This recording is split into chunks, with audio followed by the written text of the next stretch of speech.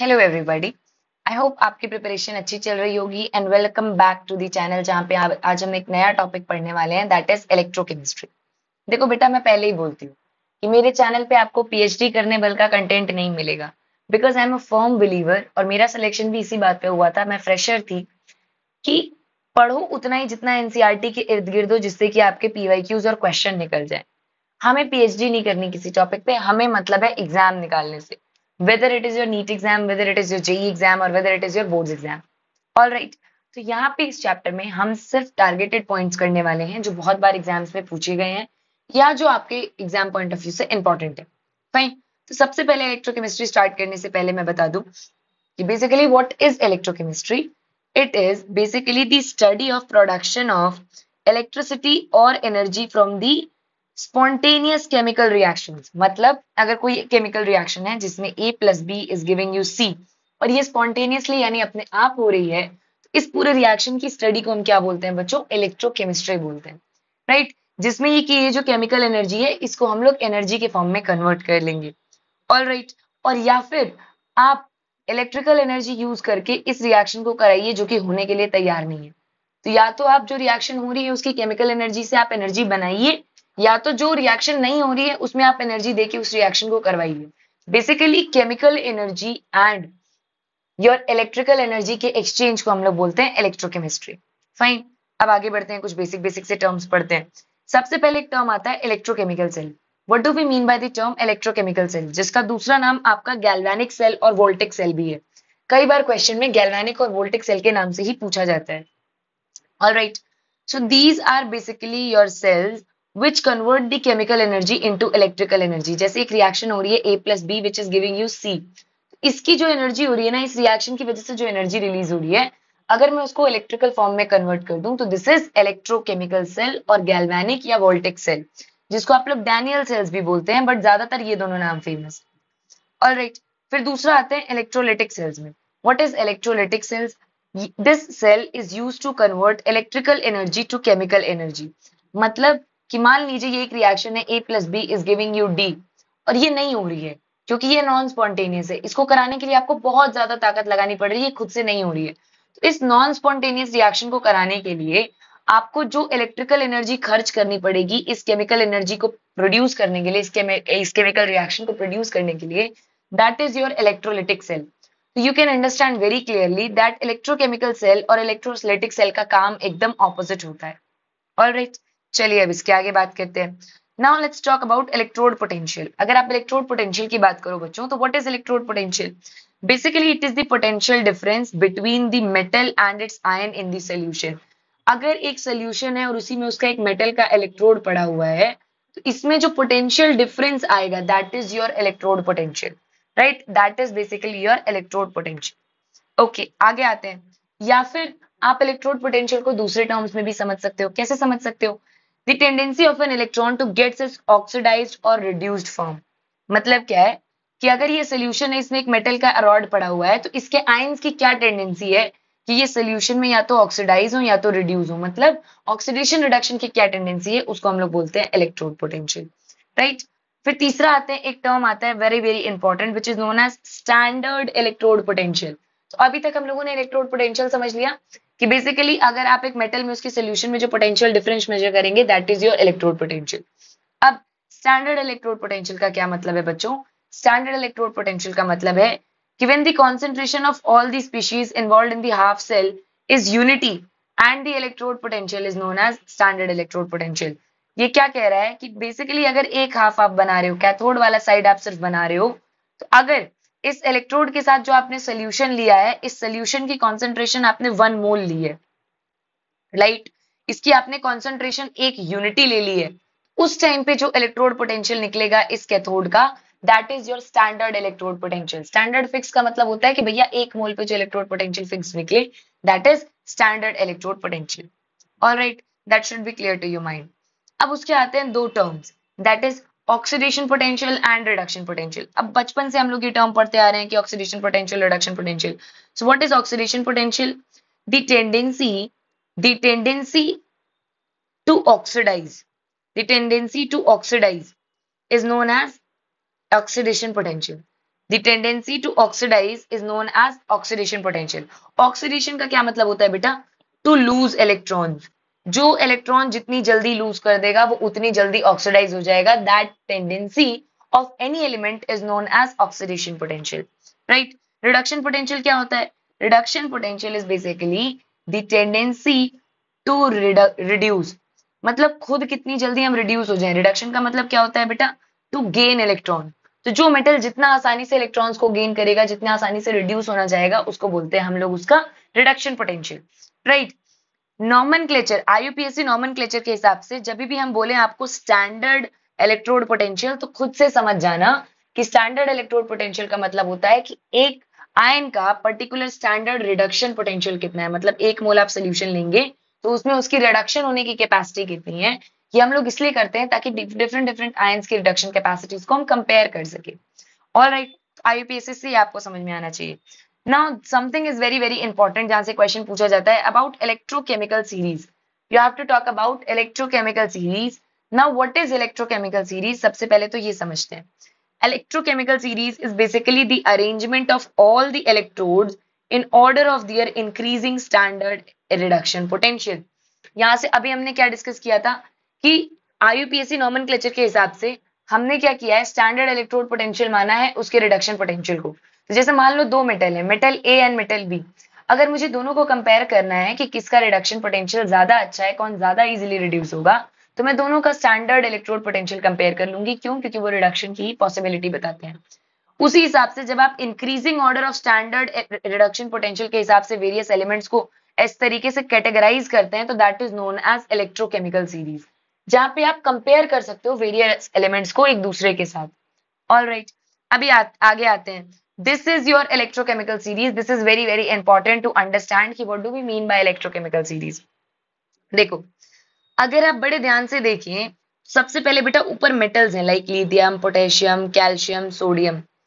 अगर आप इनका स्टैंडर्ड पोटेंशियल देखें, और हमने आईयूपीएससी से क्या पढ़ा है कि स्टैंडर्ड पोटेंशियल का मतलब होता है रिडक्शन पोटेंशियल। तो यहाँ पे रिड्यूस होने के लिए इनको -3.4 इलेक्ट्रॉन वोल्ट पोटेंशियल है आपका, इसका -2 है, इसका भी -2 है, इधर भी -2 है, और नीचे जाते जाते धीरे धीरे हाइड्रोजन पे 0 हो जा रहा है। और जब आप हाइड्रोजन से आगे बढ़ रहे हैं, जैसे ही आप हाइड्रोजन से आगे बढ़ रहे हैं, जब आप नॉन मेटल्स की बात कर रहे हैं या वीक मेटल्स की बात कर रहे हो लाइक कॉपर, आयरन, सिल्वर, उसमें क्या हो रहा है, या नॉन मेटल्स की बात जैसे ब्रोमीन, क्लोरीन, इन सब की आप बात कर रहे हैं, तो इनका रिडक्शन पोटेंशियल पॉजिटिव आता जा रहा है। मतलब पॉजिटिव का मतलब क्या है, ये रिड्यूस होना चाहते हैं, और नेगेटिव में का मतलब क्या है कि ये रिड्यूस नहीं होना चाहते। सीधी सी बात है बेटा, जो रिड्यूस नहीं होना चाहेगा, जो इलेक्ट्रॉन्स को गेन नहीं करना चाहेगा, वो क्या करना चाहेगा, इलेक्ट्रॉन्स को लूज करना चाहेगा। भाई केमिस्ट्री में तो दो ही चीजें होती है, या तो ऑक्सीडेशन या तो रिडक्शन। तो इससे आपको ये चीज समझ में आनी चाहिए कि ऊपर वाले जितने भी मेटल्स हैं ये रिड्यूस नहीं होना चाह रहे, रिड्यूस नहीं होना चाह रहे, तो इसका मतलब ये किसी के लिए भी रिड्यूसिंग एजेंट की तरह काम नहीं करेंगे। भाई रिड्यूसिंग एजेंट क्या होता है? अगर आप यहीं पे एक शब्द एक्स्ट्रा ऐड कर लें, यहीं पे हम लोग एक एक्स्ट्रा पेज पे लिख लेते हैं। बेसिकली यहाँ पे आप लोगों ने दो शब्द पढ़े होंगे, एक पढ़ा होगा रिड्यूसिंग एजेंट और एक पढ़ा होगा आपने ऑक्सीडाइजिंग एजेंट। एक आपने पढ़ा होगा oxidizing agent. Now what do we mean by the term reducing agent and what do we mean by the term oxidizing agent? Reducing agent का मतलब होता है agent that reduces other compound. मतलब उसके सामने कोई कंपाउंड रखोगे, उसके सामने कोई भी कंपाउंड रखोगे बच्चों, इसके सामने आप कोई भी कंपाउंड रखेंगे तो basically that will reduce, right? So that reduces other compounds. Alright, तो रिड्यूसिंग एजेंट का मतलब होता है जो दूसरे को रिड्यूस कर दे। अब सीधी सी बात है, दूसरे को रिड्यूस करने के लिए क्या करेगा? अगर ये मान लो रिड्यूसिंग एजेंट है, तो अगर दूसरे को इसको रिड्यूस करना है, तो इसका मतलब इसको क्या करना पड़ेगा? जैसे मान लो ए को रिड्यूस करना है, तो इसको इलेक्ट्रॉन्स देने पड़ेंगे, अपने अपने इलेक्ट्रॉन्स किसको देने पड़ेंगे? ए को देने पड़ेंगे, और ए जो है इस इलेक्ट्रॉन को एक्सेप्ट करेगा और फिर बन जाएगा इसमें, राइट? तो रिडक्शन का मतलब होता है कि आपने किसी को इलेक्ट्रॉन दे दिया जिसकी वजह से वो रिड्यूस हो गया। अब सीधी सी बात है, अगर ये इलेक्ट्रॉन लूज करेगा, तो ये खुद तो ऑक्सीडाइज हो जाएगा ना। तो रिड्यूसिंग एजेंट क्या करता है? दूसरे को रिड्यूस करता है एंड इट ऑक्सीडाइजेस इटसेल्फ। दूसरे को रिड्यूस करेगा, खुद को क्या करेगा? Oxidises itself. खुद को ऑक्सीडाइज करेगा, खुद से इलेक्ट्रॉन देगा तभी तो दूसरे को रिड्यूस करेगा। उसी तरीके से अगर आप ऑक्सीडाइजिंग एजेंट की बात करो तो oxidizing agent is that agent that oxidizes other compounds. कोई भी अगर कंपाउंड को ऑक्सीडाइज कर रहा है तो उसको हम लोग ऑक्सीडाइजिंग एजेंट बोलेंगे। अब ऑक्सीडाइज कैसे करेगा बेटा, जैसे मान लो ये कोई ऑक्सीडाइजिंग एजेंट है तो दूसरे को ऑक्सीडाइज कैसे करेगा, दूसरे के इलेक्ट्रॉन्स खुद में ले लेगा, तो ये क्या हो जाएगा, ए जो है वो ए प्लस में चेंज हो जाएगा। तो नेचुरल सी बात है कि अगर उसने इलेक्ट्रॉन को लूज कर दिया, अगर इसने इलेक्ट्रॉन को इसने लूज किया, ए ने गेन किया, यहाँ पे ए ने लूज किया इलेक्ट्रॉन और ओ ने गेन किया, तो बट नेचुरल सी बात है कि ये तो ऑक्सीडाइज हो जाएगा, ए तो ऑक्सीडाइज हो रहा है, बट ऑक्सीडाइजिंग एजेंट क्या हो जा रहा है, खुद रिड्यूस हो जा रहा है क्योंकि उसने दूसरे का इलेक्ट्रॉन एक्सेप्ट कर लिया है, तो इट रिड्यूसेस इटसेल्फ। ठीक, ऑक्सीडाइजिंग एजेंट या रिड्यूसिंग एजेंट दूसरे को रिड्यूस करते हैं, ऑक्सीडाइज करते हैं, खुद उसका उल्टा होते हैं, राइट। अब जरा आप इलेक्ट्रोकेमिकल सीरीज देखो, यहाँ पे आपको मुझे कुछ ट्रिक समझानी है। अगर आपसे पूछा जाए कि स्ट्रॉन्गेस्ट ऑक्सीडाइजिंग एजेंट आपको कहाँ मिलेंगे, स्ट्रॉन्गेस्ट ऑक्सीडाइजिंग एजेंट का मतलब हुआ जो दूसरों को ऑक्सीडाइज कर दे, दूसरे को ऑक्सीडाइज करने का मतलब हुआ वो खुद को क्या करेगा, रिड्यूस करेगा। तो वही कंपाउंड्स तो स्ट्रॉन्ग रिड्यूसिंग एजेंट हो सकते हैं जो खुद इलेक्ट्रॉन लेने के लिए तैयार बैठे हो, खुद रिड्यूस होने के लिए तैयार बैठे हो, वही कंपाउंड्स तो रिड्यूसिंग एजेंट हो सकते हैं ना। और हमें पता है इलेक्ट्रोकेमिकल सीरीज में जो नीचे वाले एलिमेंट्स हैं जिसमें कि आपके weak metals like copper, silver, gold या फिर नॉन मेटल्स आते हैं, ये बड़ी आसानी से इलेक्ट्रॉन्स को एक्सेप्ट करके खुद को रिड्यूस करने के लिए तैयार बैठे रहते हैं, तभी तो इनका रिडक्शन पोटेंशियल आपका पॉजिटिव है ना।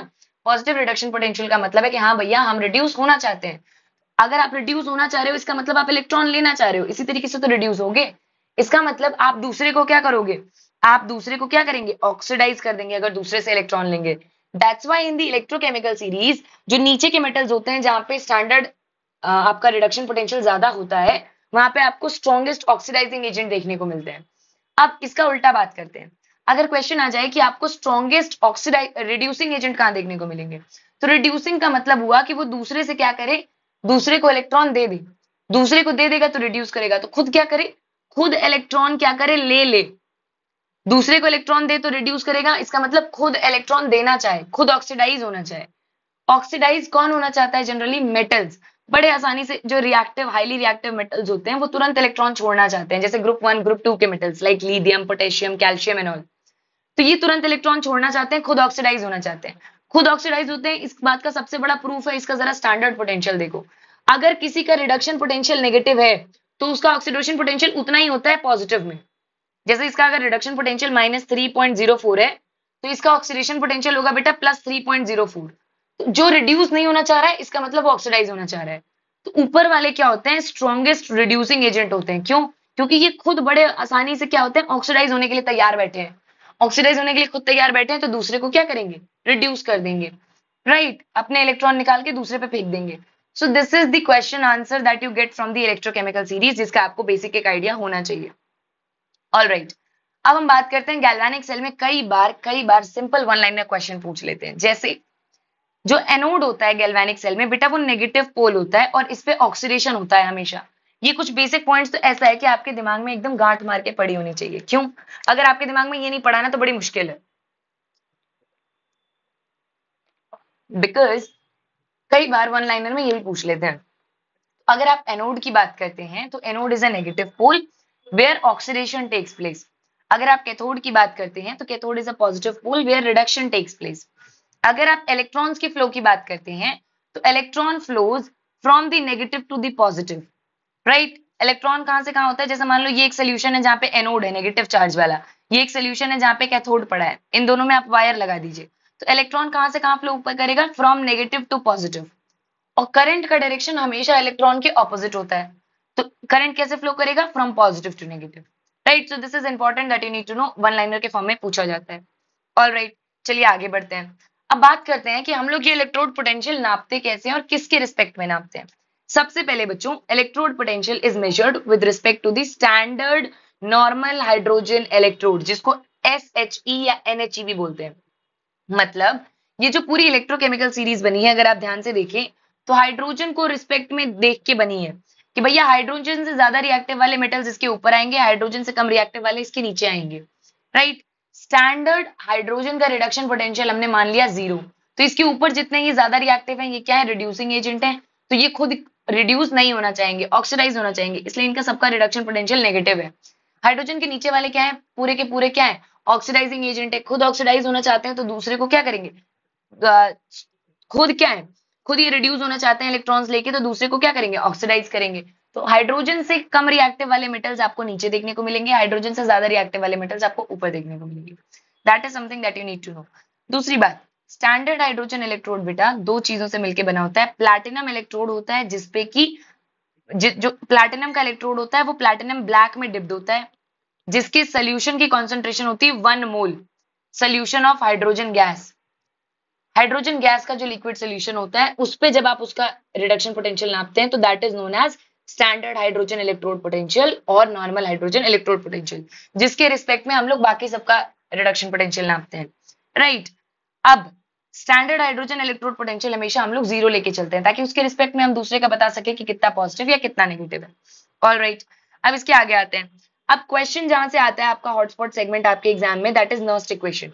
नर्स्ट इक्वेशन, कंडक्टिविटी और फैराडेज लॉ, तीन टॉपिक इस चैप्टर में ऐसे हैं जहां से न्यूमेरिकल बेस्ड क्वेश्चन आते हैं, राइट। चलिए आगे बढ़ते हैं। नर्स्ट इक्वेशन में पहले आप सिंपल सी इक्वेशन कंसिडर करो। एक इलेक्ट्रोड पे, इलेक्ट्रोड में बेसिकली क्या होता है, ये जो सोल्यूशन है इसके अंदर आयंस पड़े रहते हैं, ठीक है, जैसे मान लो Mn+2 पड़ा है, और ये जो इलेक्ट्रोड है ये नॉर्मल मेटल का होता है लाइक Mn। तो ये जो Mn है ये खुद ही ऑक्सीडाइज होता रहता है Mn+2 में, और Mn+2 वाला इस पर डिपॉजिट होता रहता है। इसी को तो हम लोग बोलते हैं ना ऑक्सीडेशन रिडक्शन, जो इस इलेक्ट्रोड पे चलती रहती है।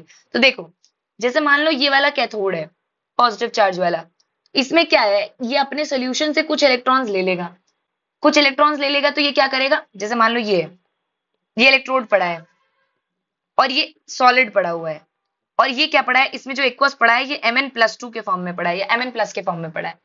अगर इसको इलेक्ट्रोड के ऊपर डिपॉजिट होना है, एक ही रास्ता है क्या, कि Mn में चेंज हो जाए। Mn में कैसे चेंज होगा, ये जो प्लस चार्ज है उसको खत्म करो। प्लस चार्ज कैसे खत्म करोगे, इलेक्ट्रॉन्स लेके। तो जब करंट फ्लो होता है तो इलेक्ट्रॉन एक डायरेक्शन से दूसरे डायरेक्शन आते हैं, जब इलेक्ट्रॉन्स आते हैं तो ये इलेक्ट्रॉन एक्सेप्ट करके क्या करते हैं, इस पर डिपॉजिट करना स्टार्ट कर जाते हैं। तो ये सिंपल सा एक रिडक्शन इक्वेशन दे रखी है कि किस तरीके से एक पॉजिटिव चार्ज को न्यूट्रल चार्ज यानी रिड्यूस किया जा रहा है, राइट। तो इसके लिए इसका इलेक्ट्रोड पोटेंशियल कितना है, ये इस रिडक्शन के लिए देखो, जैसे E के ऊपर हम लोग Mn+ लिख रहे हैं ना, फिर ऐसे M नीचे लिख रहे हैं, तो ऊपर अगर आप ऑक्सीडाइज्ड आयन लिख रहे हो और नीचे आप नॉर्मल लिख रहे हो, इसका मतलब क्या है, आप रिडक्शन की तरफ बढ़ रहे हो, तो दिस इज रिडक्शन पोटेंशियल। अगर मैं इसको ऐसे लिख दूं कि M और नीचे लिख दूं M+N, इसका मतलब आप क्या कर रहे हो कि नॉर्मल इलेक्ट्रोड को किस में कन्वर्ट कर रहे हो, ऑक्सीडाइज्ड में कन्वर्ट कर रहे हो। जब आप ये करोगे तो this is oxidized electrode potential, right. यहाँ पे क्या है, हम रिडक्शन की बात करें क्योंकि पहले प्लस चार्ज है बाद में न्यूट्रल हो जा रहा है, राइट। अगर आप यहाँ पे बात करें तो समथिंग इज वेरी इंपॉर्टेंट कि जो उसका स्टैंडर्ड, यानी कि स्टैंडर्ड मतलब एक पर्टिकुलर टेम्परेचर, एक पर्टिकुलर प्रेशर पे जो उस इलेक्ट्रोड का रिडक्शन पोटेंशियल था, -2.303 R into T, T is basically for temperature की अभी कितना टेम्परेचर है, upon N into F। What is F, F is basically Faraday. Faraday का मतलब होता है बेटा कि एक मोल इलेक्ट्रॉन टोटली कितना चार्ज कैरी कर रहा है। तो एक मोल इलेक्ट्रॉन जो है आपका 96500 कूलम चार्ज कैरी करता है, एक मोल इलेक्ट्रॉन। तो इस फैराडे का मतलब होता है कि कितने कूलम चार्ज कैरी हो रहे हैं, राइट। log 1/Mn+।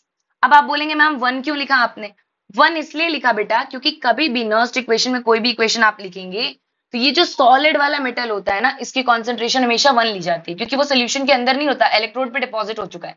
तो इसकी कॉन्सेंट्रेशन बाय कन्वेंशन हम लोग हमेशा 1 लेके चलते हैं, जो भी मेटल सॉलिड में मिलेगा आपको, राइट।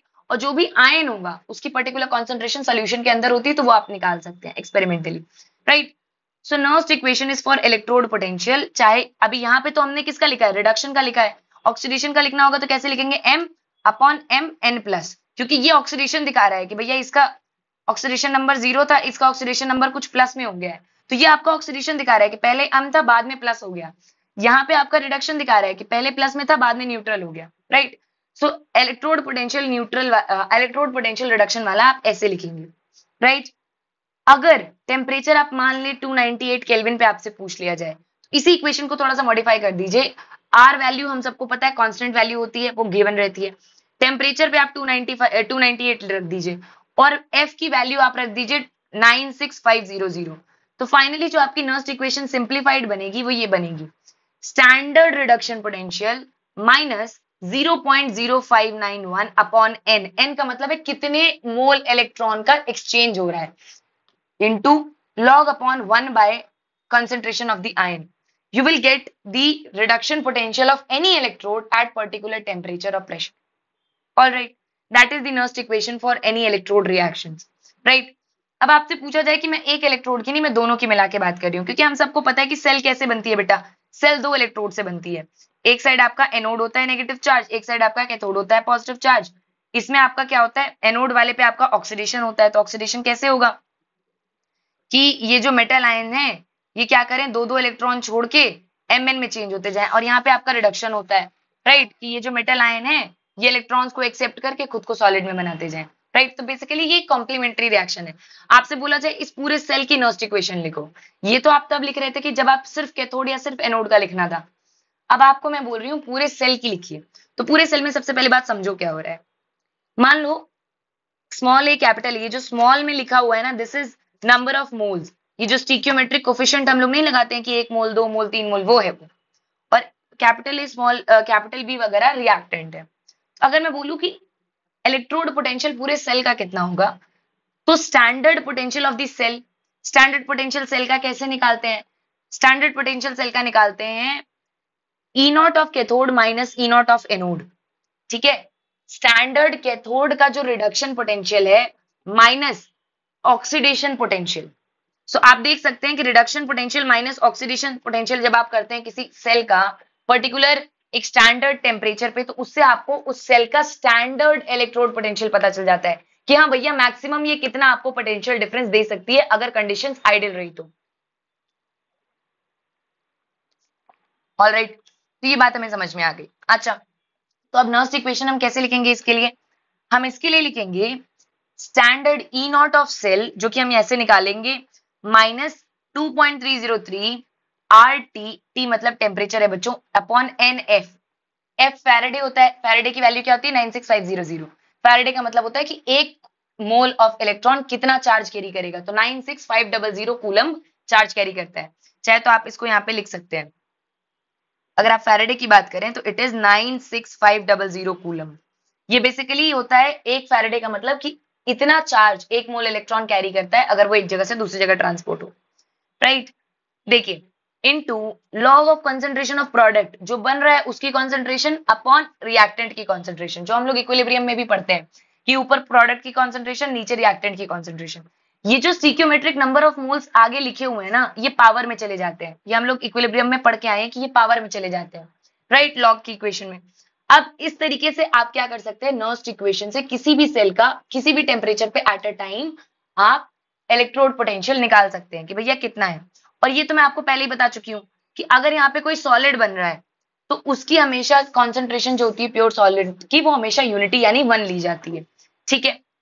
अब आते हैं कि अगर मान लो कि सेल इक्विलिब्रियम में चला गया, इक्विलिब्रियम का मतलब है कि मान लो A plus B is giving you C, तो मान लो A plus B 50 mole C दे रहे हैं, और इक्विलिब्रियम का मतलब होता है कि वापस से ये रिएक्शन बैकवर्ड होने लग गई, 50 मोल C मिलके क्या कर रहे हैं, वापस से A और B में टूट जा रहे हैं, मतलब जितना तुम आगे जा रहे हो उतना ही तुम पीछे आ जा रहे हो, तो नेट रिएक्शन कुछ नहीं हो रही है। तो उस टाइम पे अगर तुमको बोला जाए कि भैया सेल के अंदर क्या पोटेंशियल डिफरेंस बना है, तो सेल की जो इलेक्ट्रोड पोटेंशियल होती है वो 0 हो जाएगी। क्यों? क्योंकि भैया इलेक्ट्रिसिटी या पोटेंशियल डिफरेंस तो तब क्रिएट हो रहा था ना जब यहाँ से यहाँ चार्जेस मूव कर रहे थे, यहाँ पे कोई पोटेंशियल डिफरेंस था।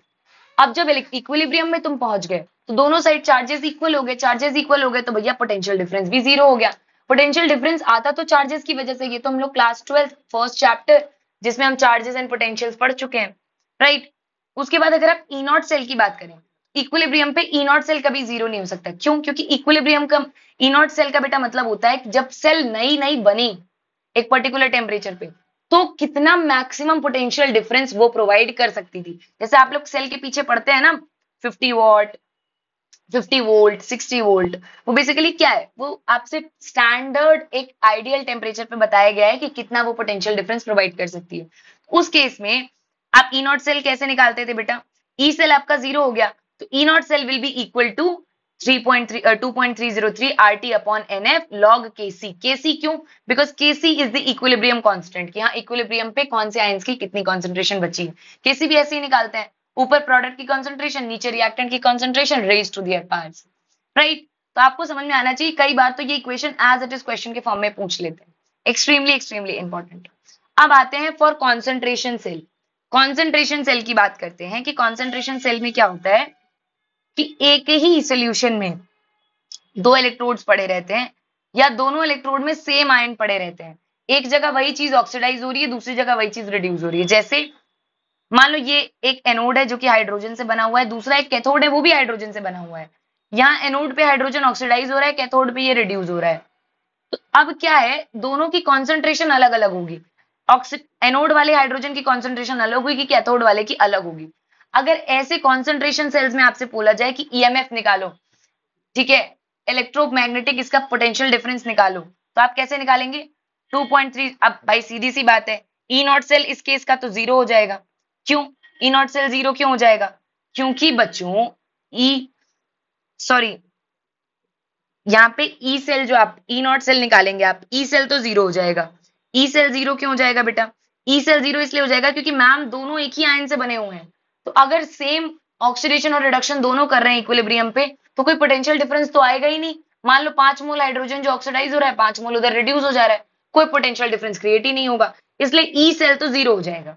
लेकिन अगर आप बात करें कि आपने कॉन्सेंट्रेशन अलग अलग रखी है, तब तो जैसे मान लो ऑक्सीडाइज होने के लिए 50 हाइड्रोजन के मोल्स हैं और रिड्यूस होने के लिए सिर्फ 5, तो यहाँ पे कॉन्सेंट्रेशन डिफरेंस की वजह से फिर भी इलेक्ट्रॉन्स का लेन देन होगा, तो आपका ई नॉट सेल तो कुछ आएगा। ठीक है, कैसे आएगा? वही फिर से 2.303 RT upon NF log C2 by C1, मतलब कि आपने पहले क्या कॉन्सेंट्रेशन ली थी और बाद में क्या बची है, राइट। इक्विलिब्रियम, इसका मतलब यही है कि कभी भी आप कॉन्सेंट्रेशन सेल की बात करते हैं, जब एनोड और कैथोड की इक्विलिब्रियम पे चली जाए, नंबर ऑफ मोल सेम हो जाए, तो ई सेल हमेशा जीरो हो जाएगा। ई नॉट सेल की वैल्यू हमेशा क्या होगी? 2.303 RT अपॉन NF हो जाएगा, right. Is that clear? Everything is clear? Okay fine. चलो अब इसके आगे मूव करते हैं। अब एक इंपॉर्टेंट इक्वेशन आती है electrochemical cell and Gibbs free energy of the reaction के बारे में। What is Gibbs free energy? गिव्स फ्री एनर्जी का मतलब होता है कि जैसे मान लो अभी आप लोग इससे इलेक्ट्रिसिटी क्रिएट कर रहे हैं, एक एनोड और एक कैथोड से, ये एनर्जी कितना ज्यादा क्रिएट हो सकती है अगर मैं मैकेनिकल एनर्जी के फॉर्म में बात करूं इस इलेक्ट्रिकल एनर्जी को। तो गिव्स free energy is basically that energy which can be used to do something useful. मतलब जितनी भी इस रिएक्शन की वजह से, एनोड और कैथोड की वजह से एनर्जी मिल रही है, वो कितनी है, ताकि हम किसी एक रिएक्शन को यूजफुल पर्पस के लिए उस एनर्जी को यूज कर लें, राइट। तो हमें कैसे पता चलेगा उस चीज की एनर्जी कितनी होती है? कभी भी अगर आप किसी एक पर्टिकुलर टाइम पे बात करें तो दिस इज -NFE सेल, मतलब कितने नंबर ऑफ मोल्स एक जगह से दूसरी जगह ट्रांसफर हो रहे हैं। अब एक मोल के चार्ज को हम मल्टीप्लाई कर देंगे इलेक्ट्रॉन के इनटू कितना पोटेंशियल डिफरेंस है उस टाइम पे उस सेल का, तो उस पर्टिकुलर टाइम पे आपको गिब्स फ्री एनर्जी मिल जाएगी। मैं बोलूं कि मुझे एकदम स्टैंडर्ड चाहिए, स्टैंडर्ड का मतलब नई नई सेल बन के आई है, तो मैम एक काम करो, फिर जो पोटेंशियल डिफरेंस सेल का है ना, वो आइडियल वाला रख दो, नई सेल का रख दो, that is E naught cell का रख दो, right. That should be clear. अब अगर आप इसको आरटी के फॉर्म में, यानी कि कांस्टेंट और टेम्परेचर के फॉर्म में लाना चाहते हैं, तो वहां पे ये दोनों इक्वेशंस बनती है। इसका डेरिवेशन आपके लेवल पे बिल्कुल इंपॉर्टेंट नहीं है, आपसे इस पे न्यूमेरिकल आएगा और ये सिर्फ इक्वेशन पूछी जाएगी कि इनमें से चारों में से कौन सी सही है। You should know that it is -RT ln k। इसको जब आप लॉग में कन्वर्ट करेंगे तो 2.303 से मल्टीप्लाई कर देंगे, right. That should be clear to your mind, okay. अब उसके बाद आते हैं next very very important concept, that is conductance of electrolytic solution. भाई सीधी सी बात है, यहाँ पे आयंस हैं, इसमें पॉजिटिव चार्ज है, इसमें नेगेटिव वाले आयंस हैं। आयंस की वजह से तो इलेक्ट्रिसिटी कंडक्ट होती ही होती है, हमें पता है अच्छे तरीके से। अब बात करते हैं कि कौन से आयन से कितनी इलेक्ट्रिसिटी कितने मोल पे कन्वर्ट होगी, ठीक। अच्छा, इसके बाद हमें कौन सा टॉपिक पढ़ना है? Molar conductivity and equivalent conductivity. सबसे पहले ये टॉपिक पढ़ाने से पहले मैं आपको कुछ बेसिक बता देती हूँ। आप सबको पता है कि रेजिस्टेंस ऑफ एनीथिंग, एक वायर की, उसके लेंथ और उसके एरिया पे इस तरीके से डिपेंड करती है, राइट।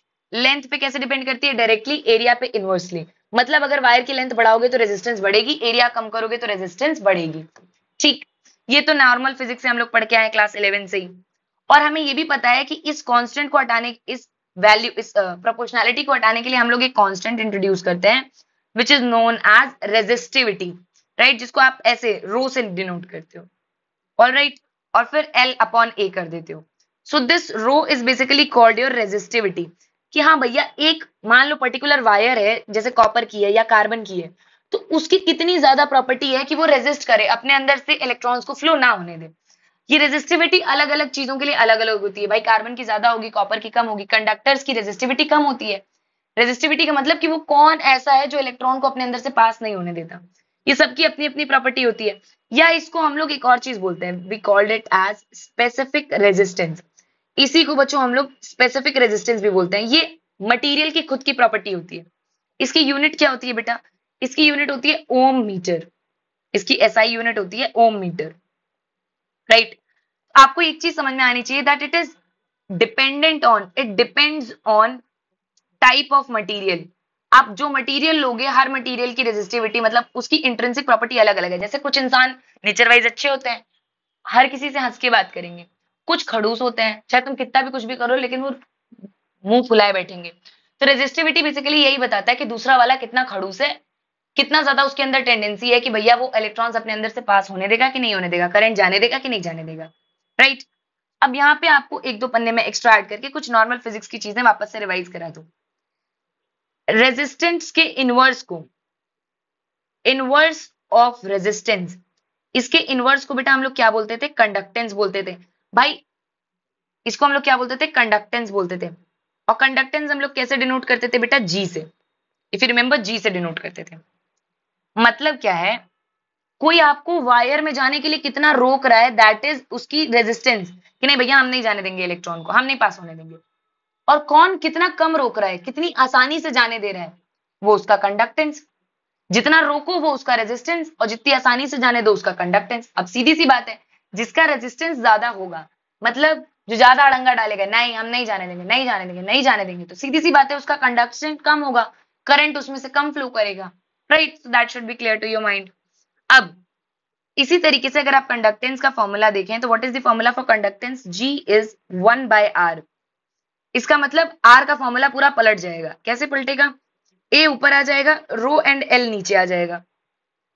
ओके, अब ये रो को हम लोग बोलते हैं K, जिसको आप लोग कप्पा भी बोलते हैं या मो भी बोलते हो, ठीक है। ये बेसिकली ये कंडक्टिविटी है, ठीक है।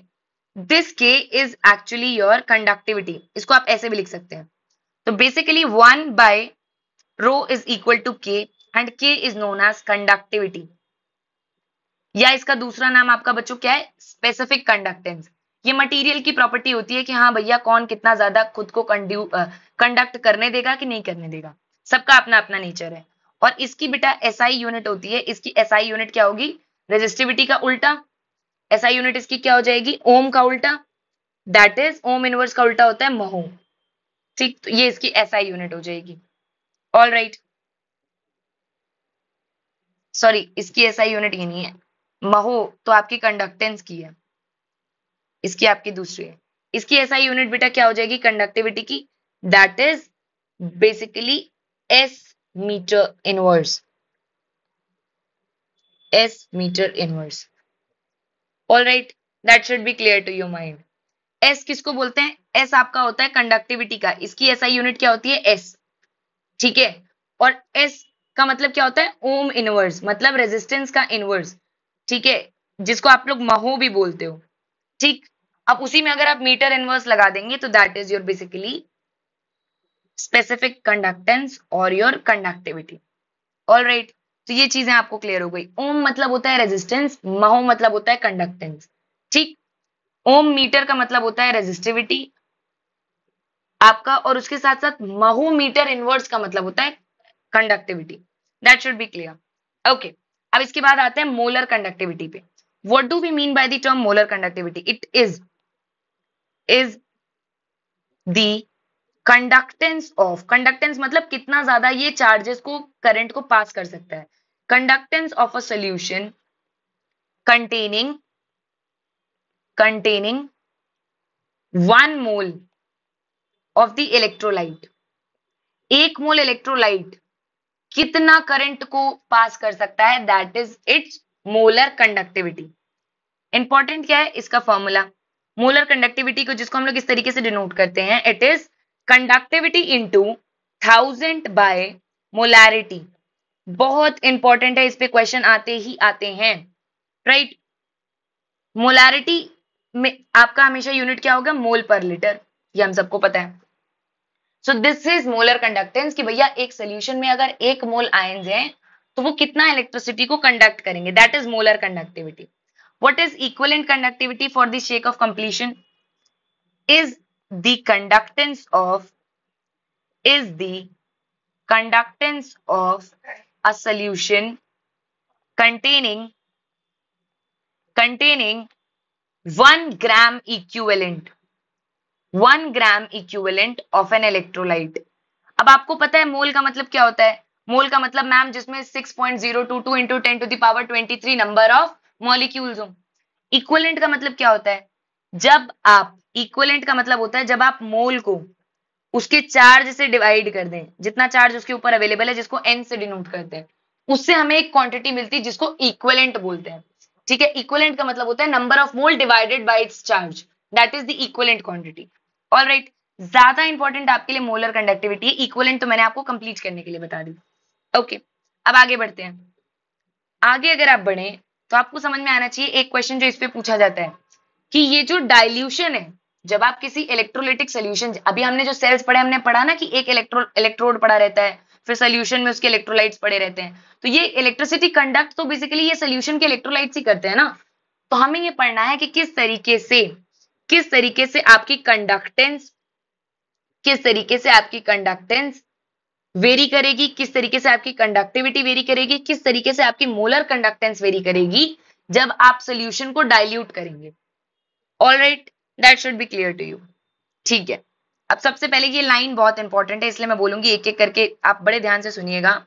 ऑन डाइल्यूशन, जब आप किसी सोल्यूशन को डाइल्यूट करते हैं तो क्या होता है, number of ions increases, number of ions increases. Alright, तो जब नंबर ऑफ आयंस बच्चों बढ़ेंगे तो करंट कौन कैरी करता है, आयंस कैरी करते हैं। आयंस कैरी करते हैं तो क्या होगा, कंडक्टेंस उनकी बढ़ेगी, कंडक्टेंस जी विल इंक्रीज।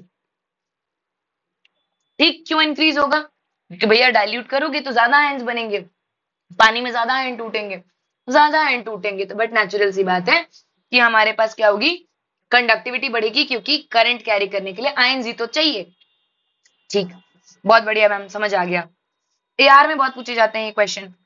ठीक, अब दूसरा आते हैं, दूसरा बात करते हैं ऑन डाइल्यूशन। जब आप किसी चीज को डाइल्यूट करते हैं तो what will happen, as number of ions per cubic centimetre, मतलब वॉल्यूम में आयंस कम हो जाते हैं, डिक्रीजेस। इसकी वजह से क्या होता है, इसके अफेक्ट में what happens that conductivity decreases. अब बहुत ध्यान से यहां समझना कि मैं क्यों ऐसा बोल रही हूं। देखो बेटा, इसको हटा दो, अगर ये एक वायर है तो इस वायर में एक यूनिट एरिया, जैसे मान लो ये एक वायर है कॉपर की बनी हुई, तो इस वायर में एक यूनिट एरिया में, मतलब 1 सेंटीमीटर स्क्वायर में कितनी ज्यादा ताकत है कि वो इलेक्ट्रॉन के फ्लो को या करंट को रोक सके, इसको हम लोग बोलते हैं रेजिस्टिविटी। तो रेजिस्टिविटी बेसिकली क्या है, मटेरियल की प्रॉपर्टी है। जब आप उसका एरिया फिक्स कर देते हैं कि भैया हम जो भी मटेरियल लेंगे, चाहे कॉपर ले लें चाहे कार्बन ले लें, दोनों की रेजिस्टिविटी हमें कंपेयर करनी है, तो कैसे कंपेयर करेंगे, दोनों का 1 सेंटीमीटर स्क्वायर का एरिया कट कर लो, और अब जो ज्यादा करंट को रोके उसकी रेजिस्टिविटी ज्यादा होगी। बट नेचुरल सी बात है, इसीलिए तो कहते हैं कि डिपेंड करता है कि मटेरियल किस चीज का है।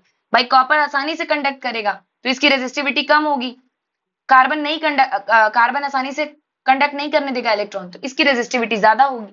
ठीक, सेम उसी तरीके से जब आप एक सोल्यूशन में बात करते हैं कंडक्टिविटी की, तो कंडक्टिविटी का मतलब होता है कि एक पर्टिकुलर, जैसे मान लो मैं बोल रही हूँ कि 1 ml सोल्यूशन की कितनी कैपेसिटी है कि वो इलेक्ट्रॉन को कैरी कर सके या कितना ज्यादा करंट कैरी कर रही है, दैट इज इट्स कंडक्टिविटी। कि एक फिक्स्ड वॉल्यूम के लिए, जैसे मान लो इसमें मैं कह दूं कॉपर के आयंस है, हाइड्रोजन के आयंस है, मैं बोल रही हूँ कॉपर वाले ज्यादा बढ़िया कंडक्टिविटी कर रहे हैं, तो आप कंपेयर तो तब कर सकते हैं ना जब दोनों का वॉल्यूम आप फिक्स कर दो, तब तो आप बता सकते हो कि कौन ज्यादा बढ़िया करंट को कैरी कर रहा है। ठीक, तो कंडक्टिविटी का मतलब होता है कि एक पर्टिकुलर वॉल्यूम में, एक छोटे से वॉल्यूम में, जब दोनों का वॉल्यूम फिक्स हो जाए, हाइड्रोजन भी 1 ml है, हाइड्रोजन आयन भी 1 ml में है और कॉपर आयन भी 1 ml में है, तो कौन कितना बढ़िया करंट को कंडक्ट कर रहा है, दैट इज कंडक्टिविटी। अब जब आप इसमें पानी मिलाते हैं, वाटर मिलाते हैं, तो बट नेचुरल सी बात है कि इस 1 ml में आयन तो कम हो जाते हैं। क्यों? क्योंकि पानी मिलाते ही सोल्यूशन क्या हो जाता है, डाइल्यूट हो जाता है। डाइल्यूट हो जाता है तो पहले मान लो एक सोल्यूशन में अगर 5 ml सोल्यूशन में 100 मोल थे कॉपर के और आपने 50 ml कर दिया सोल्यूशन, तो वॉल्यूम तो बढ़ गया लेकिन आयन तो अभी भी फिक्स है ना, आयन तो 100 ही है। तो बट नेचुरल सी बात है कि अब जो एक यूनिट वॉल्यूम की कंडक्टिविटी आती है, मतलब एक पर्टिकुलर 1 ml जितना कंडक्शन करता था, अब वो नहीं करेगा, राइट।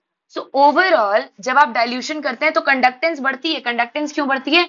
क्योंकि और ज्यादा आयंस डिसोसिएट होते हैं और बनते हैं।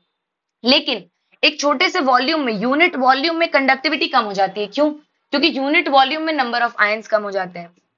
Alright, that should be clear to your mind.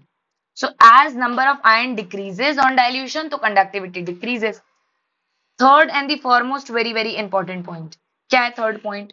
On dilution, हमने पढ़ा कि डाइल्यूशन में दो चीजें हो रही हैं।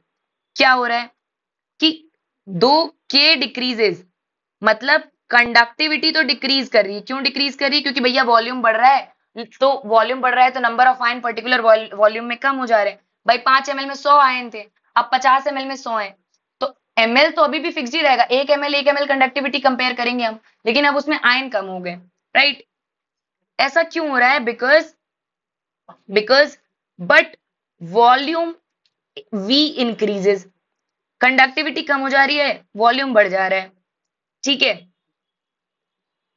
वॉल्यूम ज्यादा बढ़ रहा है, वॉल्यूम इंक्रीजेस मच मोर, ये वॉल्यूम बहुत ज्यादा बढ़ जा रहा है, इसकी वजह से मोलर कंडक्टिविटी इंक्रीज कर जा रही है। क्यों? क्योंकि मोलर कंडक्टिविटी का बेटा फॉर्मूला होता है कंडक्टिविटी इनटू वॉल्यूम। ऑल दो केव कम हो रहा है लेकिन वॉल्यूम चूंकि बढ़ जा रहा है डाइल्यूशन पे, तो आपकी मोलर कंडक्टिविटी बढ़ जाएगी। Is that clear? बात समझ में आई कि कंडक्टेंस किस तरीके से वेरी करेगी? And this is very important, as it is one liner आपके एग्जाम में उठा के दे देते हैं कि डाइल्यूशन से क्या फर्क पड़ता है, क्या किस पे क्या पड़ता है। ठीक, अब बात करते हैं about variation of molar conductivity with concentration, कि किस तरीके से कॉन्सेंट्रेशन के साथ मोलर कंडक्टिविटी वेरी करती है। ठीक, सबसे पहले तो ये समझते हैं, ध्यान से समझ लो। पहले एक वर्ड आता है, इस वर्ड को आपको समझना इंपॉर्टेंट है थोड़ा। एक वर्ड आता है आपका लिमिटिंग मोलर कंडक्टिविटी। एक वर्ड हमारे पास आया है that is limiting molar conductivity.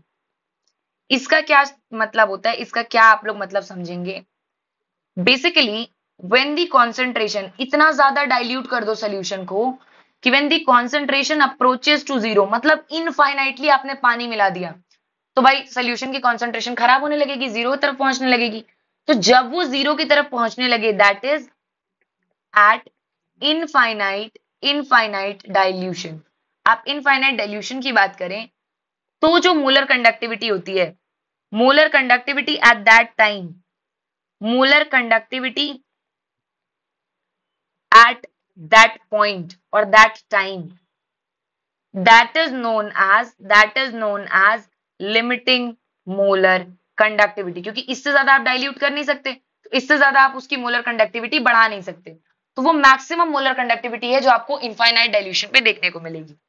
Alright, इसको रिप्रेजेंट कैसे करते हैं? ऐसे मोलर कंडक्टिविटी के ऊपर नॉट लगा देते हैं। ऑलराइट, चलिए अब इसी में आगे आते हैं। लिमिटिंग मोलर कंडक्टिविटी बेटा जब आप पढ़ेंगे तो आपको कुछ चीजें समझ में आनी चाहिए। जैसे कि अगर आप स्ट्रॉन्ग इलेक्ट्रोलाइट्स की बात करें कि भैया जो इलेक्ट्रोलाइट बड़े स्ट्रॉन्ग है, स्ट्रॉन्ग इलेक्ट्रोलाइट का क्या मतलब होता है बच्चों?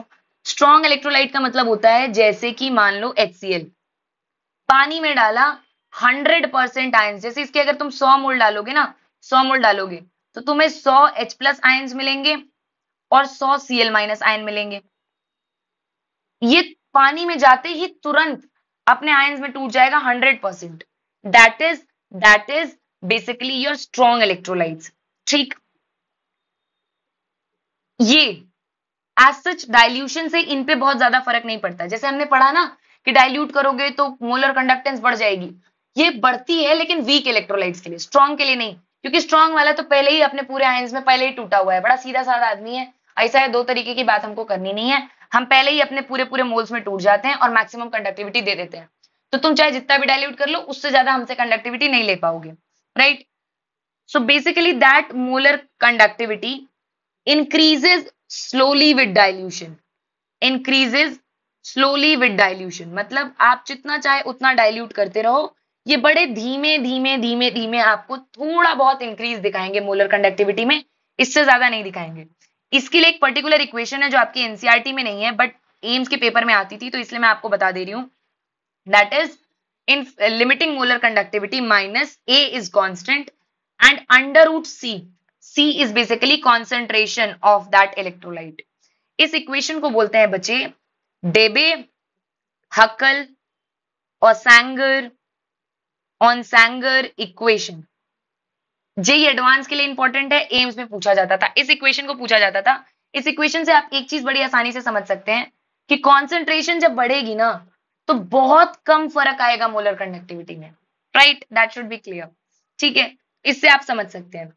अब वही अगर आप बात करें वीक इलेक्ट्रोलाइट की, let's talk about weak electrolytes. हमने स्ट्रॉन्ग इलेक्ट्रोलाइट की बात कर ली कि क्या होगा, वीक इलेक्ट्रोलाइट्स की बात करते हैं। What is weak electrolytes?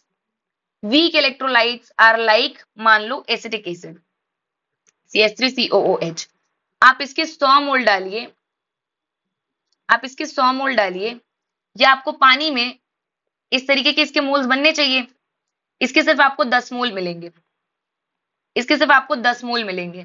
क्यों? क्योंकि इसकी टेंडेंसी नहीं है कि पानी में जाते ही पूरा 100% टूट जाए, ऐसा नहीं है। इसका डिसोसिएशन कितना होता है बेटा? वीक इलेक्ट्रोलाइट का मतलब होता है कि डिसोसिएशन इसका कम है, लेस देन 5% या 10% है। और इसका स्ट्रॉन्ग इलेक्ट्रोलाइट का डिसोसिएशन कितना होता है? ये कितनी जल्दी डिसोसिएट करता है? इसका डिसोसिएशन होता है 100%, पानी में जाते ही 100% अपने आयंस में टूट जाएगा, राइट। जो वीक इलेक्ट्रोलाइट्स हैं बच्चों, इसमें आपको ध्यान देना है, वीक इलेक्ट्रोलाइट की जो मोलर कंडक्टिविटी है that increases as the concentration decreases। मतलब जब आप इसको इनफाइनाइट, जैसे मान लो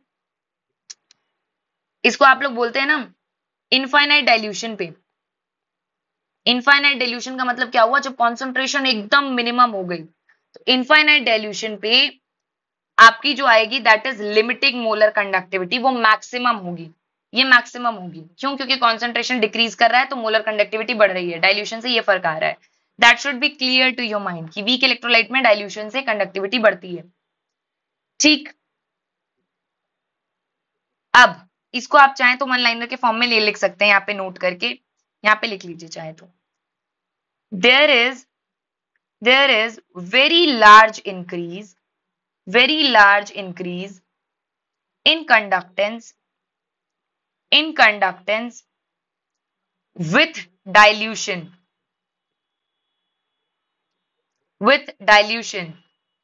as number of ions increases।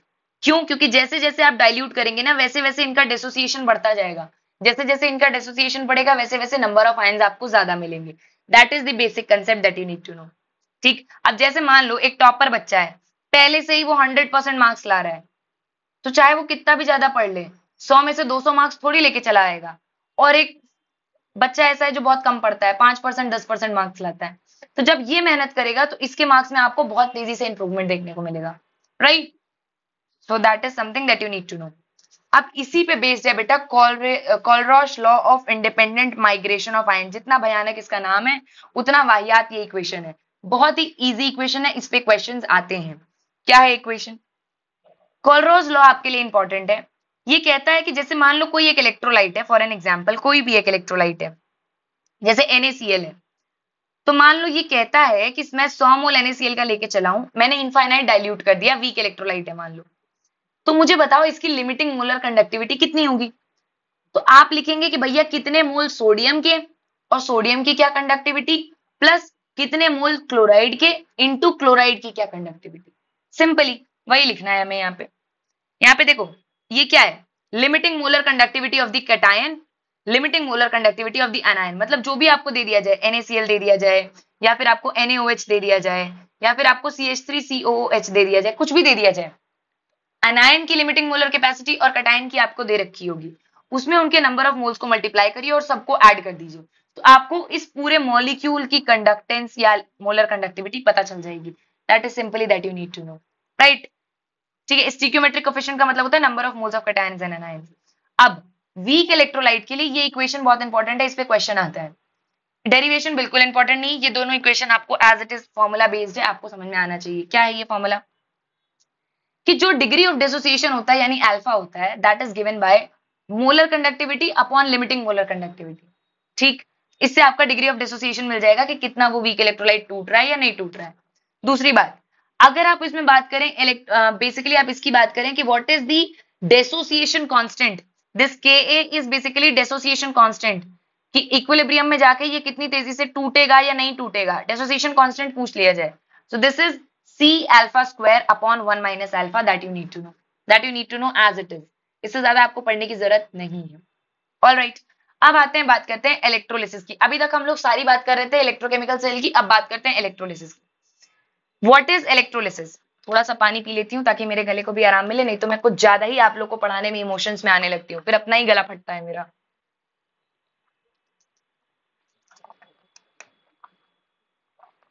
अच्छा, नेक्स्ट देखिए इलेक्ट्रोलिसिस। इलेक्ट्रोलिसिस की बच्चों बात करें तो it is basically the process of decomposition, जहां पे एक इलेक्ट्रोलाइट जब इलेक्ट्रिसिटी पास होती है तो वो अपने एक्वस सोल्यूशन में मोल्ट हो जाता है। मतलब ये एक इलेक्ट्रोलाइट पड़ा है, इसमें तुम इलेक्ट्रिसिटी पास करो ताकि ये अपने आयंस में टूट जाए। जैसे मान लो NaCl पड़ा है, इसको तुम्हें उसके आयंस में तोड़ना है, Na प्लस और Cl minus.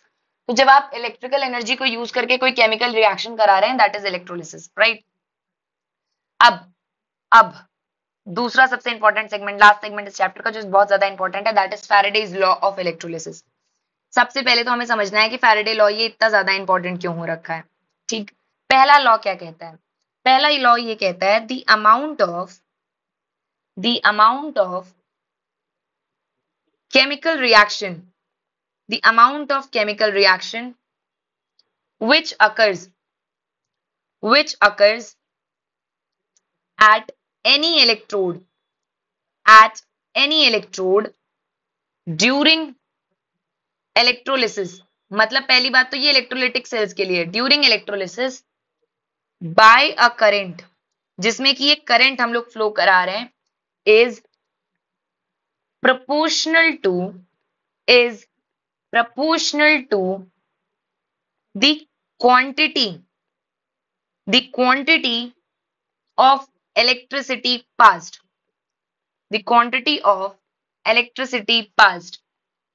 all right, through the electrolyte। अब ये चीजें आपको समझनी है कि ये क्या मतलब है, इसका। अगर आप इसकी इक्वेशन लिख के देखेंगे ना, तो इसकी इक्वेशन इस तरीके से है, W is directly proportional to Q, मतलब कितना आपने इलेक्ट्रिसिटी पास किया। एंड प्रोपोर्शनैलिटी हटाने के लिए हम लोग एक कांस्टेंट लगाते हैं जिसको बोलते हैं Faraday's constant, that is your W into Z into Q। Z is basically your constant, right? Z is basically your constant। अब देखिए Z क्या है, यहाँ पे इलेक्ट्रोकेमिकल कांस्टेंट है। कभी भी हमको प्रोपोर्शनैलिटी का साइन हटाना पड़ता है तो we have to apply some constant और some equivalent, so Z is that. तो जब आपने लिखा W is equal to Z into Q, तो Q का मतलब क्या हुआ कि कितने चार्जेस गए, राइट।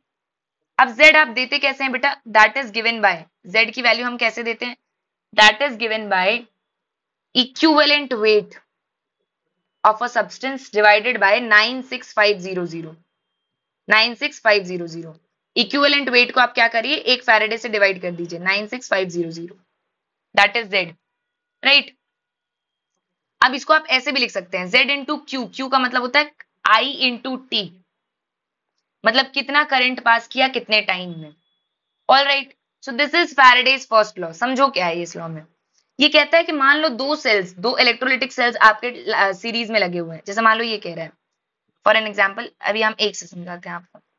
मान लो ये एक इलेक्ट्रोलिटिक सेल है, तो ये बोल रहा है कि भैया इस वायर से जो इलेक्ट्रिसिटी आएगी, जो चार्जेस आएंगे, वो जितनी इलेक्ट्रिसिटी ज्यादा पास करोगे उतना ज्यादा यहाँ पे जो भी अमाउंट है जिस भी इलेक्ट्रोलाइट का, वो उतना ज्यादा डिपॉजिट होगा, वो उतना ज्यादा वेट में डिपॉजिट होगा। मतलब जितनी ज्यादा इलेक्ट्रिसिटी पास करोगे उतने ज्यादा आयंस क्या करेंगे, उस इलेक्ट्रॉन को एक्सेप्ट करेंगे और डिपॉजिट होते जाएंगे। सो that is very simple law कि जितना ज्यादा आप इलेक्ट्रिसिटी पास करोगे, चार्ज पास करोगे, उतना ज्यादा किसी का भी वेट डिपॉजिट होगा। ऑल राइट, अब आप मुझसे पूछ सकते हैं कि मैम ये इक्विवेलेंट वेट कैसे निकालते हैं। जैसे मान लो मैं बोल दूं सोडियम का इक्विवेलेंट वेट निकालो, या मैं बोल दूं आपको फॉर एन एग्जांपल कार्बोनेट का इक्विवेलेंट वेट निकालो, तो बेटा कार्बोनेट का मोलर वेट क्या होता है 60, और जो चार्ज दिया है यहाँ पे 2 से डिवाइड कर दो, that is it's equivalent wait, जो मैंने आपको पीछे भी बताया। अगर इक्विवेलेंट वेट बोला गया है तो मोलर मास या molar weight divided bye n, यानी नंबर ऑफ चार्ज। ठीक, इस तरीके से आपको इक्विवेलेंट वेट मिल जाएगा, and that way you can find कि हाँ इस सेल से अगर मैं इतनी इलेक्ट्रिसिटी पास कर रहा हूं तो कितना हमारा मटेरियल डिपॉजिट होगा। That is Faraday's first law of electrolysis. All right, चलिए अब फैराडेज सेकंड लॉ पे आते हैं। Faraday's second law is somewhat important, क्यों? क्योंकि ये किसके बारे में बात करता है? It talks about the amount of different substance, the amount of different substance liberated, या इसी को आप बोल दीजिए deposited, deposited by the, next line is important, same quantity, same quantity of electricity passed, same quantity of electricity passed through both the electrolytic solutions, कि अगर मैं दोनों इलेक्ट्रोलिटिक सोल्यूशन से सेम इलेक्ट्रिसिटी पास करूं तो कितने कितने मोल्स किसके किसके डिपॉजिट होंगे, are proportional to their chemical equivalent weight, their chemical equivalent weight। All right, अगर आप इसकी इक्वेशन लिखना चाहें तो आप इसको ऐसे लिख सकते हैं, that is W1 is directly proportional to the electricity passed। अगर आप दो को कंपेयर करो तो W1 by W2 is equal to E1 by E2। ठीक, क्या मतलब हुआ इसका, जरा ध्यान दीजिएगा। इक्विवेलेंट वेट बेटा कैसे निकालते हैं? इक्विवेलेंट वेट ऐसे निकालते हैं कि जो आपका मोलर मास या एटॉमिक मास होगा, मोलर मास होगा या एटॉमिक मास होगा किसी भी एलिमेंट का, उसको डिवाइडेड बाय चार्ज कर देंगे, जितना भी उसके ऊपर चार्ज है। एक इलेक्ट्रॉन ले रहा है तो 1 यूनिट, दो इलेक्ट्रॉन ले रहा है तो 2 यूनिट, इस तरीके से। अच्छा, ये कहना क्या चाहता है, जरा ध्यान से समझना। फैराडेज लॉ ये कह रहा है बच्चों कि अगर आपके पास दो इलेक्ट्रोलिटिक सेल्स हैं जो सीरीज में लगे हुए हैं, ये सेल 1 है, ये सेल 2 है, और दोनों से मैं सेम इलेक्ट्रिसिटी पास कर रही हूँ, दोनों से मैं सेम इलेक्ट्रिसिटी पास कर रही हूँ, सीरीज में ये दोनों लगे हुए हैं, तो दोनों में same number of moles will be deposited. यहाँ पे क्या होगा, यहाँ पे जो वेट डिपॉजिट होगा, ये वेट 1 जो डिपॉजिट होगा और ये जो वेट 2 डिपॉजिट होगा, दोनों सेम उसी प्रोपोर्शन में डिपॉजिट होंगे जिस प्रोपोर्शन में इनका इक्विवेलेंट वेट होगा। That is important, that you need to know, and that is a trick to solve questions easily. ठीक ठीक, वैसे भी बच्चों वेट, इसको आप ऐसे भी लिख सकते हैं, अगर आप जरा सा ध्यान दें तो you can write this as well, weight upon equivalent weight is equal to weight upon equivalent weight of the other. ये हो जाता है नंबर ऑफ इक्विवेलेंट्स। ये क्या हो जाते हैं बेटा, नंबर ऑफ इक्विवेलेंट्स। जैसे नंबर ऑफ मोल्स आप कैसे निकालते थे, नंबर ऑफ मोल्स में हम निकालते थे given weight by molar weight, given weight by molar weight कर देते थे तो इससे हमें नंबर ऑफ मोल्स मिल जाते थे। वही चीज तो हमने यहाँ पे भी की है, अगर आप ध्यान दें, weight divided by its equivalent weight, कितना वेट डिपॉजिट हुआ, कितना इक्विवेलेंट वेट मिला, तो that is equal to number of equivalents. तो यहां से आपको एक ट्रिक समझ में आनी चाहिए। क्या ट्रिक है कि कभी भी अगर सेल्स को आप सीरीज में लगाएंगे, कभी भी अगर आप सेल्स को सीरीज में लगाएंगे, ये मान लो एक सेल है, ये दूसरी इलेक्ट्रोलिटिक सेल है, तो यहाँ पे अगर एक इक्विवेलेंट डिपॉजिट होगा तो यहाँ पे भी बच्चों क्या होगा, सिर्फ और सिर्फ एक ही इक्विवेलेंट डिपॉजिट होगा, क्योंकि इलेक्ट्रिसिटी दोनों में सेम जा रही है। ठीक, तो इसका मतलब नंबर ऑफ इक्विवेलेंट्स दोनों जगह क्या हो जाएंगे, same number of equivalents deposit होंगे। ये आपको एकदम दिमाग में ट्रिक ध्यान गांठ मार के बन जानी चाहिए। All right, so this is all about the Faraday's first law and Faraday's second law. अब हम कुछ इंपॉर्टेंट सेल्स के इलेक्ट्रोलाइटिक प्रोडक्ट्स देख लेते हैं कि जब हम इलेक्ट्रोलिसिस कराते हैं तो उससे क्या क्या बनता है। क्वेश्चन में वन लाइनर में कई बार पूछा गया है, स्पेशली जेई में। ठीक, अगर आप मोल्टेन NaCl ले रहे हो तो कैथोड पे आपका बेटा सोडियम मेटल जाएगा, और कैथोड पे क्या होता है, रिडक्शन होता है। तो ये जो सोडियम मेटल है ये इलेक्ट्रॉन को एक्सेप्ट करेगा, खुद को रिड्यूस कर देगा और सॉलिड फॉर्म में वहीं पे डिपॉजिट होने लग जाएगा। अगर आप एनोड पे जाएंगे तो हमें पता है मैम ऑक्सीडेशन होता है एनोड पे, तो एनोड पे आपका क्लोराइड गैस जाएगा जिसमें से इलेक्ट्रॉन्स निकल जाएंगे और ये ऑक्सीडाइज होकर क्लोरीन गैस लिबरेट कर देगा। तो कैथोड पे क्या होता है, रिडक्शन, एनोड पे क्या होता है, oxidation. That should be clear to you, right. देखो यहाँ पे इलेक्ट्रॉन लूज कर रहा है तो ऑक्सीडेशन, यहाँ पे ये इलेक्ट्रॉन गेन कर रहा है तो यहाँ पे रिड्यूस हो रहा है। ठीक है, तो इसका प्रोडक्ट क्या बनेगा, कैथोड पे सोडियम मेटल डिपॉजिट होगा, एनोड पे क्लोरीन गैस निकलेगी। ठीक, क्वेश्चन में यही सिर्फ पूछा जाता है। अगर आप एक्वस NaCl को कर रहे हैं, ठीक है, ध्यान देना ये मोल्टेन है, मोल्टेन का मतलब पिघला हुआ NaCl, एक्वस का मतलब होता है पानी मिला हुआ NaCl, एक्वस का मतलब होता है भर भर के इसमें पानी है फिर NaCl है। ठीक, तो अब इसका इलेक्ट्रोलाइटिक प्रोडक्ट दूसरा हो जाएगा। क्यों, अगर आप कैथोड की बात करें तो कैथोड पे हमारा क्या जाता है बेटा, कैथोड पे जनरली हमारे क्या जाते हैं, कैथोड पे हमारे दो चीजें जा सकती हैं। ठीक, क्या जा सकता है कैथोड पे, एक तो यहाँ पे सोडियम प्लस आयन जा सकता है, दूसरा यहाँ पे हाइड्रोजन प्लस जा सकता है। और एनोड पे यहाँ पे क्या जा सकता है, एनोड पे भी दो आयन हमारे पास अवेलेबल है। कौन कौन अवेलेबल है एनोड पे जाने के लिए, मैम एक तो आपका ये OH आयन जा सकता है, दूसरा आपका Cl माइनस आयन जा सकता है। ठीक, मुझे जरा तुम देख के बताओ कि इन दोनों में से कौन ज्यादा रिएक्टिव है, सोडियम की हाइड्रोजन, क्योंकि कैथोड पे होना क्या है, रिडक्शन, कैथोड पे होता क्या है, रिडक्शन। अगर आप कंपेयर करें तो कौन ज्यादा रिड्यूस होने के लिए तत्पर बैठा है, सोडियम की हाइड्रोजन। अब वहीं पे मैं बोलूंगी बेटा हो गया खेल। मैंने आपको क्या बोला था, इलेक्ट्रोकेमिस्ट्री में मैंने आपको जब पढ़ाया था इलेक्ट्रोकेमिकल सीरीज, तो यहीं पे मैंने आपको पढ़ाया था, क्या पढ़ाया था, कि जितने ऊपर वाले मेटल्स होते हैं ये क्या करते हैं, ये जनरली ऑक्सीडाइज होना चाहते हैं, ये रिड्यूस नहीं होना चाहते। देखो इन सबका रिडक्शन पोटेंशियल नेगेटिव है और इसके कंपैरिजन में हाइड्रोजन नीचे है, इसका मतलब हाइड्रोजन रिड्यूस आसानी से होगा। तो कैथोड पे जब दोनों ऑप्शन है, कैथोड पे हमारे पास सोडियम भी है और हाइड्रोजन भी है, तो कौन आसानी से रिड्यूस होगा, मैम अभी तो आपने दिखाया हाइड्रोजन होगा। तो क्या होगा, यहाँ पे जो वाटर मॉलिक्यूल है वो एक इलेक्ट्रॉन गेन करेगा और हाइड्रोजन गैस लिबरेट कर देगा,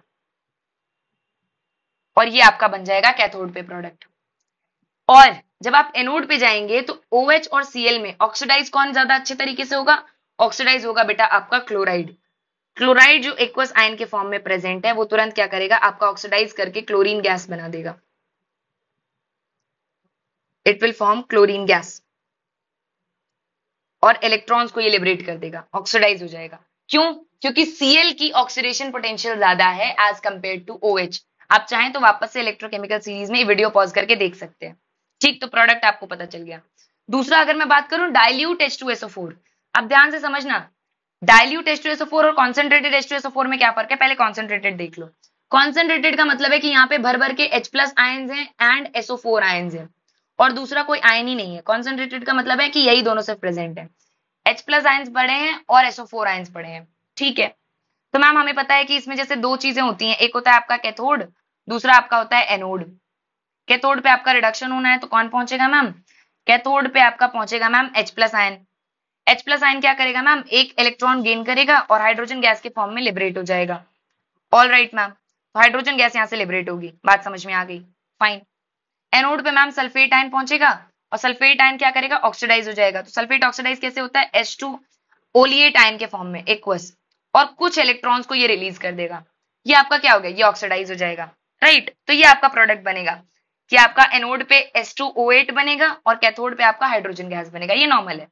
लेकिन मैम मजे की बात तब है जब आप डाइल्यूट H2SO4 लेंगे। कैसे, डाइल्यूट H2SO4 का मतलब हुआ कि इसमें पानी भी है और H2SO4 भी है, और पानी ज्यादा ही है तभी डाइल्यूट है, राइट। अब हमारे पास फिर से दो इलेक्ट्रोड्स आते हैं, one is your cathode, another one is your anode. अब मैम कैथोड पे हमारे पास फिर से दो ऑप्शन आए। क्या दो ऑप्शन आए कैथोड पे हमारे पास? मैम दोनों का H प्लस पहुंचेगा, ठीक है, तो दोनों का H प्लस पहुंचेगा, तो चलो ये तो आसान सवाल है मैम कि H प्लस पहुंचेगा तो ये एक एक इलेक्ट्रॉन गेन करेगा और किस में रिड्यूस हो जाएगा? हाइड्रोजन गैस के फॉर्म में रिड्यूस हो जाएगा, and that will be easy, hydrogen gas liberate हो जाएगी। इसमें तो मैम कोई कोई दिक्कत की बात नहीं है, इतना तो हम लोग बता लेंगे, है ना, ये गैस रिलीज हो जाएगी। एनोड पे मैम अब दो चीजें पहुंच सकती हैं, एक आपका वाटर पहुंच सकता है, दूसरा आपका सल्फेट आयन पहुंच सकता है, बट ऑक्सीडाइज होने की टेंडेंसी वाटर वाले की ज्यादा है। वाटर वाले की ज्यादा है तो क्या होगा मैम, ये जो वाटर मॉलिक्यूल है ये आपका ऑक्सीडाइज हो जाएगा ऑक्सीजन के फॉर्म में और 4 इलेक्ट्रॉन्स को रिलीज कर देगा। जब 4 इलेक्ट्रॉन को रिलीज करेगा ऑक्सीजन गैस यहाँ पे लिबरेट हो जाएगी, तो यहाँ पे प्रोडक्ट अलग बनेंगे, कैथोड पे अलग, एनोड पे अलग। इसलिए आप देखना कि कैसे एक एक्वस वर्ड इलेक्ट्रोलिसिस के प्रोडक्ट्स को चेंज कर देता है, दैट इज समथिंग इंपॉर्टेंट। फिर for the sake of completion, बहुत ज्यादा पूछा तो नहीं जाता है, बट प्राइमरी सेल्स किसको कहते हैं? प्राइमरी सेल्स उसको कहते हैं cells once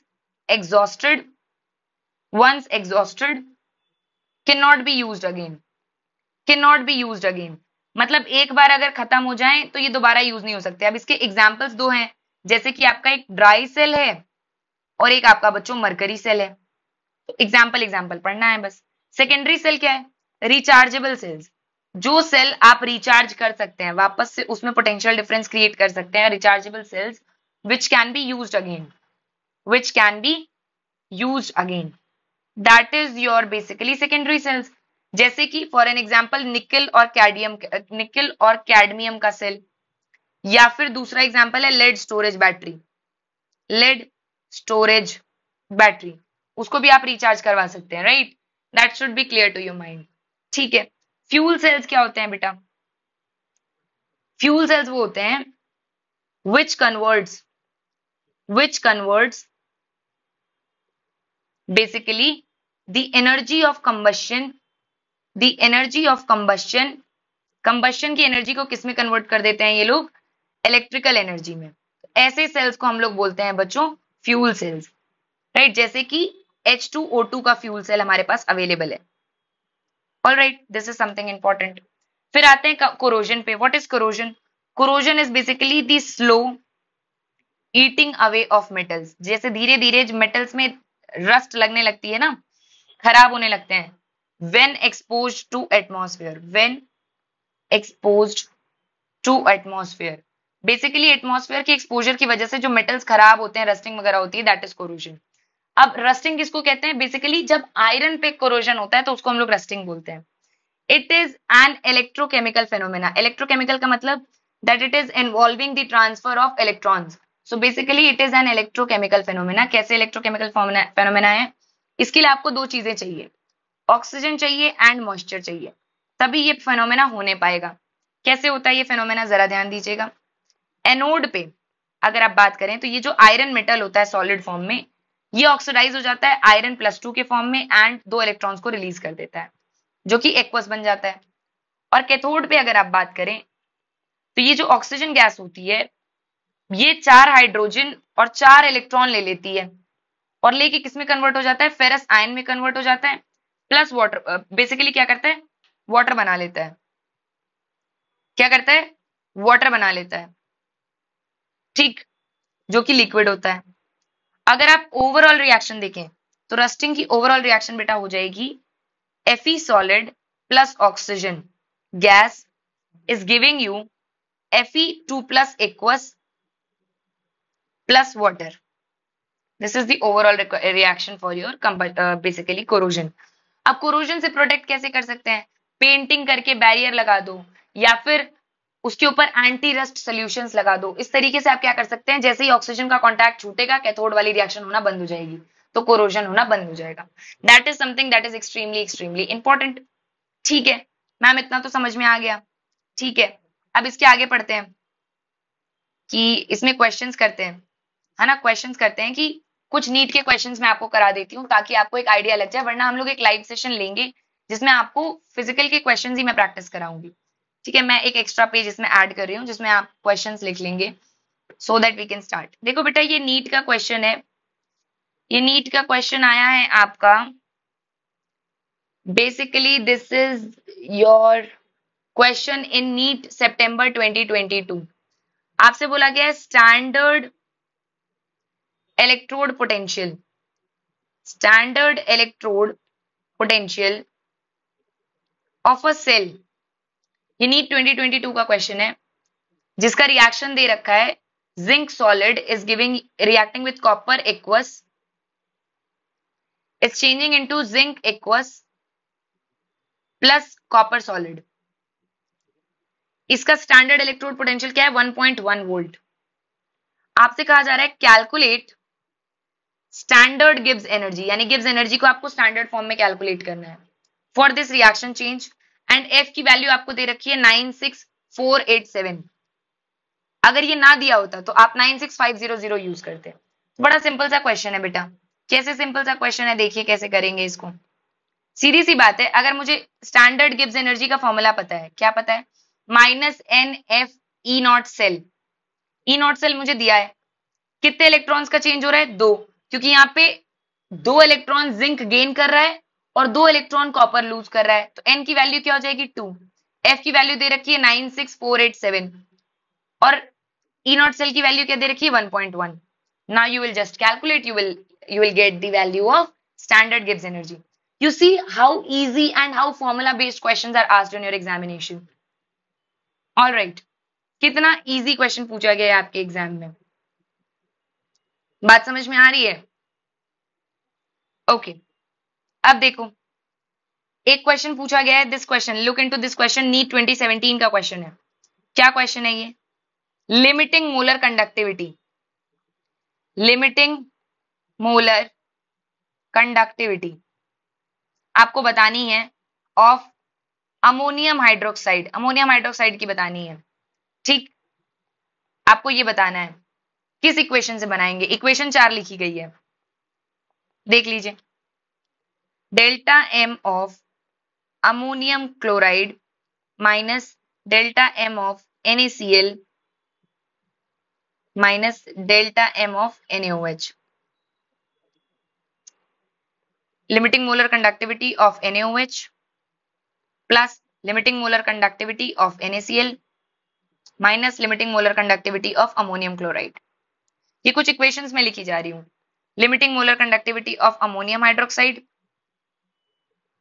minus plus limiting molar conductivity of ammonium chloride minus limiting molar conductivity of HCl और लास्ट है limiting molar conductivity of ammonium chloride plus limiting molar conductivity of ammonium hydroxide NaOH यानी sodium hydroxide और minus NaCl। अब आपसे पूछा जा रहा है कौन सी इक्वेशन इसमें से सही है। आप खुद देख के बताओ आपको कौन सी इक्वेशन सही लग रही है। ऐसे क्वेश्चंस में एक ट्रिक अपनाना है। क्या हमसे पूछा क्या गया है बच्चों? फॉर एन एग्जाम्पल हमसे क्या पूछा गया है? हमसे पूछा गया हमको ये आयन बना के दो, इसकी मोलर कंडक्टिविटी चाहिए। इसका मतलब मुझे 3 लोगों का मोलर कंडक्टिविटी चाहिए। सो अमोनियम का चाहिए, पहली बात तो ये समझ में आना चाहिए, और दूसरा मुझे हाइड्रोक्साइड का चाहिए। तीसरा मुझे किसी से मतलब ही नहीं है। मुझे अगर ये मॉलिक्यूल बनाना है तो मुझे 2 लोगों की मोलर कंडक्टिविटी को ऐड करना पड़ेगा, बाकी मुझे कोई मतलब नहीं है। ध्यान से देखिए, जो पहला इक्वेशन है बच्चों, पहला इक्वेशन ध्यान से देखो। पहले इक्वेशन में अमोनियम क्लोराइड लिख रहा है, ये क्लोराइड का मैं क्या करूं, दोनों जगह प्लस में आ रहा है, जबकि मेरे फाइनल जो प्रोडक्ट बन रहा है उसमें कहीं क्लोराइड है ही नहीं, तो मुझे ये नहीं चाहिए, ये खत्म। देखो NaOH आ गया, NaCl आ गया, फिर से वही बात, Cl तुम ऐड कर रहे हो, Cl की मोलर कंडक्टिविटी तुम ऐड कर रहे हो, जबकि Cl तो ऊपर है ही नहीं, ये भी ऑप्शन खत्म हो गया। तीसरा आते हैं, अमोनियम हाइड्रोक्साइड पहले ही तुमने दे दिया कि इसमें अब कुछ ऐड कर लो फिर माइनस कर लो, ये भी खत्म हो गया। मुझे बनाना है 2 आयंस कि लास्ट में मेरे पास आयंस बचे सिर्फ अमोनियम और OH वाले। तो देखो अगर तुम अमोनियम क्लोराइड लेके चलोगे तो इसमें क्या करो, NaOH ऐड कर दो। इसमें तुम्हारे पास कौन कौन से आयंस के आ गए, अमोनियम आयन के आ गए और क्लोराइड आयन के आ गए, और इसमें तुम्हारे पास किसके आ गए, सोडियम आयन के आ गए और OH आयन के आ गए। अब तुम्हारे पास एक्स्ट्रा क्या आ गया है, सोडियम आयन और क्लोराइड आयन, उसका माइनस कर दो। तो answer will be option D. आपको किसी भी तरीके से इस पे पहुंचना है कि आपको फाइनली सिर्फ 2 आयंस मिलने चाहिए, that is both your cation and anion. बाकी जो भी एक्स्ट्रा बच रहा है, जैसे यहाँ पे क्लोराइड है, यहाँ पे सोडियम है, लास्ट में माइनस हो जाएगा ना, उसका आप ऐड ही नहीं करेंगे। Option D will be the correct answer. अब इसी तरीके के क्वेश्चंस हम लोग और प्रैक्टिस करेंगे पूरी की पूरी क्लास 12th फिजिकल केमिस्ट्री का। हम एक सेशन प्लान करेंगे जिसके बारे में आपको हम ऑलरेडी टेलीग्राम ग्रुप में बता देंगे, एंड उसमें हम ज्यादा क्वेश्चंस करेंगे केमिकल काइनेटिक्स और सबके मिला के।